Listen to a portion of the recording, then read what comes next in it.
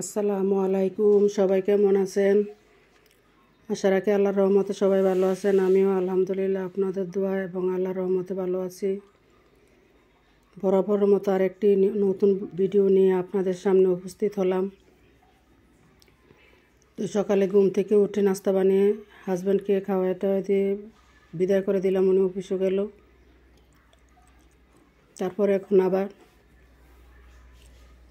ছেলে ঘুম থেকে উঠছে, ছেলে খাবে এবং আমি খাবো, তার জন্য রুটি থাকতে আসি। আর ওই চুলায় ডাল বসিয়ে দিছি, চুলাটা একদম কম গ্যাস আসে, যেতে থাক, আস্তে আস্তে হবে। হাজব্যান্ডও অফিস থেকে চলে আসছে, দুপুরের খাবার খাবে।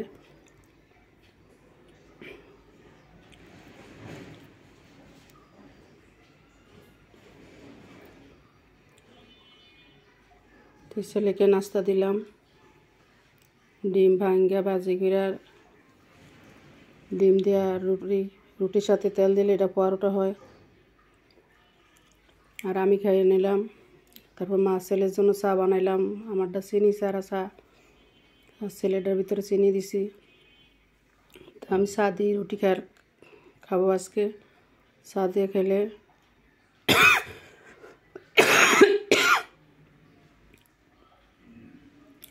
খাইতে ভালো লাগে, নরম লাগে, গলায় আটকায় না।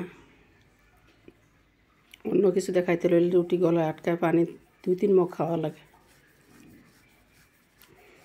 তো ভাবলাম আজকে চা দিয়ে রুটি খাই। চিনি ছাড়া চা খাইতে খাইতে অভ্যাস হয়ে গেছে।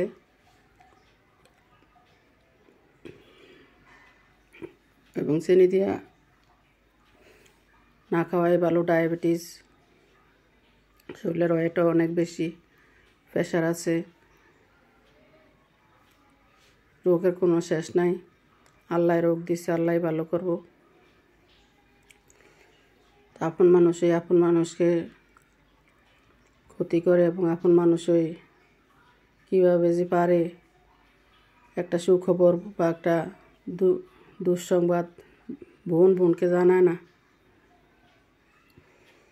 এতই খারাপ হয়ে গেছি।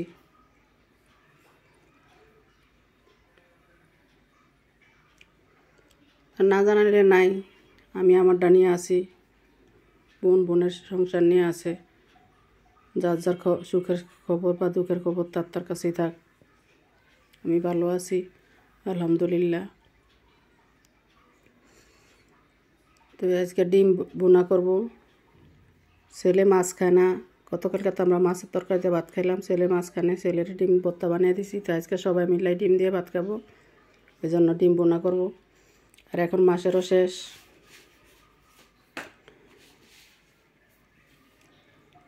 মাসের শেষ হলে হাতও টান টান থাকে।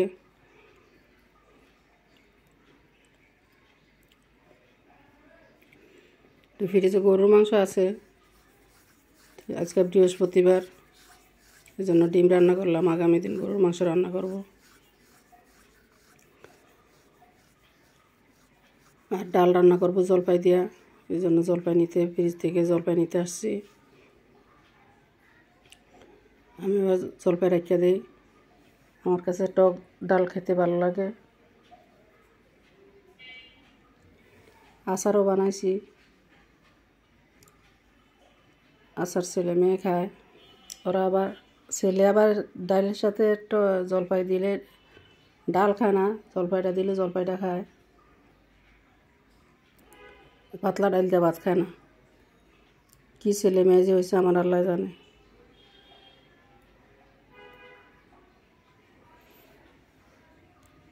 ডাল ফোড়ন দেওয়ার জন্য ফ্রাই প্যানে পেঁয়াজ রসুন দিয়ে করতেছি। ডিম সিদ্ধ করবো, ধুয়ে বসিয়ে করে নিয়েছি। এক চুলা ভাত, এক চুলা ডাল, নাস্তা পর্ব শেষ করেছি, নাস্তা খেয়েছি। এখন ডাল ফোড়ন দিব।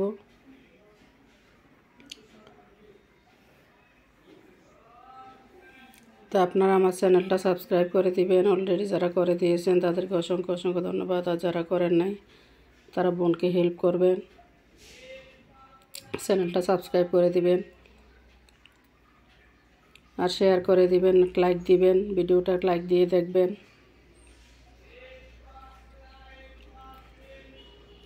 ডিমও হয়ে গেছে, অল্প জালে ঢাকনা দিয়ে দিছি যাতে সুন্দর মতো হয়। ডিমগুলো খোসা ছাড়িয়ে নিয়েছি।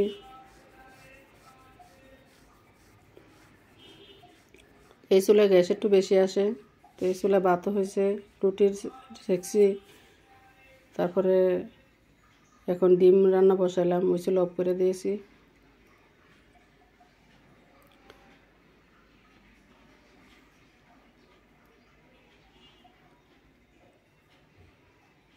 একই হাঁড়ির ভাত খেয়ে ভাই বোনেরা বড় হয়েছে অনেক, যার যার হাঁড়ি আলাদা, যার যার বাড়ি আলাদা, ঘর আলাদা, যার যার সংসার আলাদা, কেউ কারোর সাথে কথা নাই।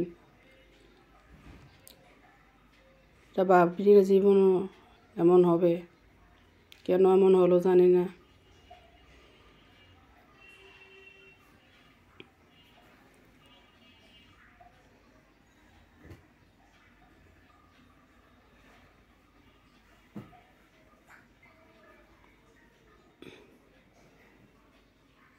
এই পানি থাকবে না, জল শুকিয়ে ফেলবো।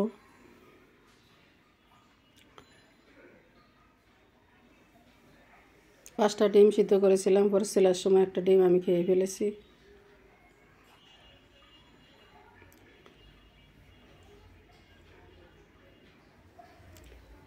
এই তো আমার ডিম বোনা হয়ে গেছে।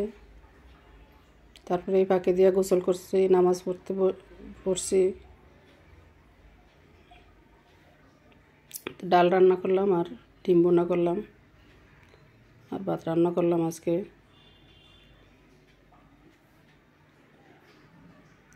তো আমার হাজব্যান্ডকে ভাত দিলাম, উনি অফিস থেকে এসে মোবাইল টিপলো কতক্ষণ, তারপরে নামাজ পড়ছে, এখন ভাত খাইয়া রেস্ট নেবে। তো ওনারা সবার আগে খাওয়ান দিয়ে দিছি। ছোটো মেয়ে পড়তে গেছে আর ছেলের কাজ করে, ছেলে আবার অনলাইন একটা ব্যবসা করে, স্টেশনারি পাউচ।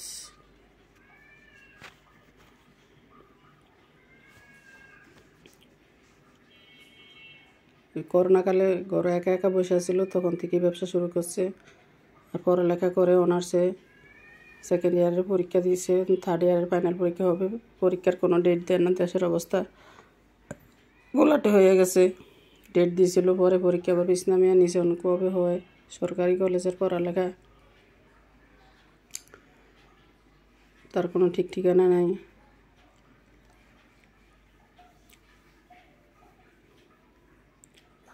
তো আপনারা ভালো থাকবেন, আপনাদের জন্য দোয়া করি, আপনারা ভালো থাকেন, ছেলে মেয়েদেরকে নিয়ে সুখে থাকেন। আপনারাও আমার ফ্যামিলির জন্য দোয়া করবেন এবং আমার চ্যানেলটা সাবস্ক্রাইব করে দিবেন। আসসালামু আলাইকুম, এখানে বিদায়।